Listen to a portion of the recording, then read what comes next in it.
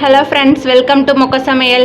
இன்றைக்கி வந்து 2 நிமிஷத்தில் பசியை தூண்டுற பிரண்டை சட்னி வந்து எப்படி செய்கிறதுன்னு பார்க்க போகிறோம். இந்த மாதிரி பிரண்டையை வந்து குட்டி குட்டியாக கட் பண்ணி எடுத்துக்கோங்க. அந்த நாரெல்லாம் எடுத்துகிட்டு முடிஞ்ச அளவுக்கு ரொம்ப கொழுந்தாக இருக்கிற பிரண்டை யூஸ் பண்ணுங்கள். அப்போ தான் சட்னி ஆட்டும்போது வந்து நமக்கு அந்த நாராக வராது. ஒரு பேன் எடுத்துக்கோங்க. அதில் 1 டேபிள் ஸ்பூன் ஆயில் விட்டு நம்ம கட் பண்ணி வச்சுருக்கிற பிரண்டையை வந்து போட்டு ஃபஸ்ட்டு வதக்கிக்கிறோம்.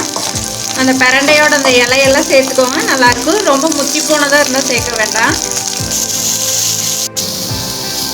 இந்த அளவுக்கு நல்லா வதக்கிட்டு ஒரு பிளேட்டில் மாற்றி வச்சுக்கோங்க. அதே பேனில் கொஞ்சம் 1 ஸ்பூன் ஆயில் விட்டுட்டு கடுகு உளுந்தப்பருப்பு தாளிச்சுக்கலாம். ஃபஸ்ட்டு கடுகு உளுந்தப்பருப்புலாம் நல்லா வறுபட்டதும் வெங்காயம் வரமிளகா ஆட் பண்ணிக்கோங்க. மிளகா உங்கள் காரத்துக்கு ஏற்ப ஆட் பண்ணிக்கலாம்.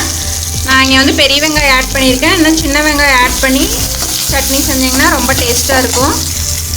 வெங்காயம் வதங்கும் போதே கொஞ்சமாக புளி ஆட் பண்ணிக்கோங்க. வெங்காயம் நல்லா வதங்கினதும் தக்காளி ஆட் பண்ணிக்கோங்க. தக்காளி நல்லா வதங்கினதும் ஆல்ரெடி நம்ம வதக்கி வச்சுருக்கிற பிரண்டையை ஆட் பண்ணி கொஞ்சம் நல்லா வதக்கிக்கோங்க. கூடவே கொஞ்சம் தேங்காய் ஆட் பண்ணிக்கலாம். நல்லா தேங்காய் வெங்காயம் எல்லாம் நல்லா வதங்கிருச்சு. இதை ஆற விட்டுட்டு தேவையான அளவு உப்பு சேர்த்து மிக்ஸி ஜாரில் நல்லா அரைச்சி எடுத்துக்கோங்க. இந்த மாதிரி எல்லாமே ஆறினதுக்கப்புறம் சட்னி அரைச்சி எடுத்துட்டு கடுகு கருவேப்பிலையும் தாளித்து கொட்டிக்கோங்க. நமக்கு அசத்தலான ஒரு பிரண்டை சட்னி தயாராகிருச்சு. சிறியவங்கலேருந்து பெரியவங்க வரைக்கும் எல்லாருக்குமே கொடுக்கலாம். பசி இல்லை அப்படின்னு சொல்கிறவங்களுக்கு இது வாரம் ஒரு முறை வந்து கொடுங்க, ரொம்ப உடலுக்கு நல்லது.